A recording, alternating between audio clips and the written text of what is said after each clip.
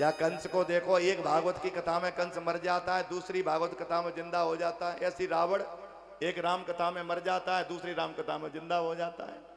पहले तो एक रावण था, एक कंस था, तो भगवान राम ने रावण को मार दिया, भगवान कृष्ण ने कंस को मार दिया। या अब घर घर में ये रावण बैठा, घर घर में ये कंस बैठा, इतने राम कहां से लाऊं, इतने कृष्ण कहां से लाऊं। हाँ, कंस का उद्धार किया है। उनकी अस्थि और प्राप्ति नाम की दो पत्नी हैं, जरासंध की पुत्रियां हैं, वो अपने पिता के यहाँ चली गईं। जरासंध को सूचना दी कि मुझे कृष्ण ने विधवा बना दिया है। और आज नंद बाबा रोते हुए वृंदावन चले गए। मैया देवकी ने, वसुदेव जी ने उनको मुंडन करवाया है और उज्जैन पढ़ने के लिए गुरु सांदीपनी के यहाँ भेजा है। और गुरु के यहाँ मरे हुए पुत्रों को वापस करके भगवान मथुरा में पधारे हैं।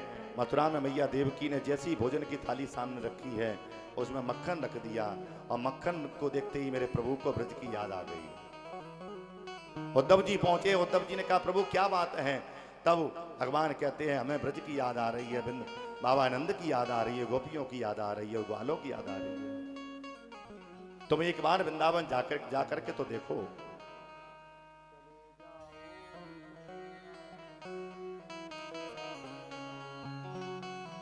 भगवान ने अपने कपड़े दिए हैं, अपना रथ दिया है, और उद्धव जी महाराज आज ब्रजवासियों से मिलने के लिए वृंदावन जा रहे हैं। जब उद्धव जी जब ब्रज में पहुंचे हैं, ब्रजवासियों ने देखा है, बोले आपका परिचय, बोले मेरा नाम उद्धव है। बोले पहले अक्रूर नाम का व्यक्ति आया था, वो कृष्ण को लेके गया था, अब तुम आए हो, तुम उद्धव हो, क्या हमारा पिंडदान करने के लिए आए हो। मैया जसोदा का घर कहाँ है, उद्धव जी ने पूछा। नंद का महल कहाँ है। मैया जसोदा जब से कृष्ण गए हैं तब से मैया जसोदा ना कुछ खाती है ना कुछ पीती है, केवल पालने के पास में बैठी रहती है, झूले के पास में बैठी रहती है। उद्धव जी ने जाकर के नंद बाबा को प्रणाम किया है। मैया जसोदा को जैसे जाकर के प्रणाम किया, मैया जसोदा कहती है धीरे बोलो धीरे बोलो, क्यों, अभी अभी मैंने अपने कन्हैया को दूध पिला करके पालने में सुलाया है। उद्धव जी कहते हैं मैया तुम्हारा कन्हैया तो मथुरा में बैठा हुआ है, तुम कहती हो जी झूले में सो रहा है। कौन कहता है कि मेरा कन्हैया मथुरा में, मेरा कन्हैया झूले में है, पालने में। मैया जसोदा कहती है हमारी महल में, हमारे इस मकान में, इस महल में जितनी भी ईंटें लगी हुई हैं, प्रत्येक ईंट में से कृष्ण का नाम निकलता है, प्रत्येक दरवाजे में से कृष्ण का नाम निकलता है, प्रत्येक खिड़की में से कृष्ण का नाम निकलता है। कृष्ण कृष्ण कृष्ण। तुम कहते हो कृष्ण मथुरा में, नहीं, मेरा गोपाल कहीं नहीं है, मेरा गोपाल मेरे घर में ही है, मेरे महल में ही है।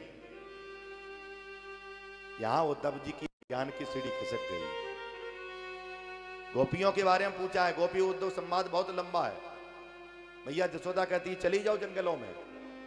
ब्रज की गोपियां आज देखो ये पाती लेकर के आज उद्धव जी पहुंचे हैं। गोपियां भौरे से बात कर रही हैं, मधुपुकित बंदो मां स्तांग्रिम सुपतनिया कुछ बिलत माला कुंकुम अश्व भिर्ण। भौरे से बात कर रही हैं कि ये भी काला है, और जब काले से जिसने भी प्रेम किया उसको धोखा जरूर मिला। शिव ददी चरचंदन रेसु धर्म हेतु इन सहे करेसु। भौरे ने कहा कि हम जाकर के किसी से शिकायत कर देंगी, तो गोपियां कहती हैं हम शिकायत नहीं, हम तो दिल की भड़ास निकाल रही हैं। उद्धव जी पहुंचे, उद्धव जी ने कहा वो ब्रह्म है, अपने पाती चिट्ठी सामने दे दी है, वो ब्रह्म है। गोपियां कहती हैं वो ब्रह्म है तो तुम भी ब्रह्म हो, हम भी ब्रह्म हैं। एक ब्रह्म दूसरे ब्रह्म को कैसे उपदेश दे सकता है।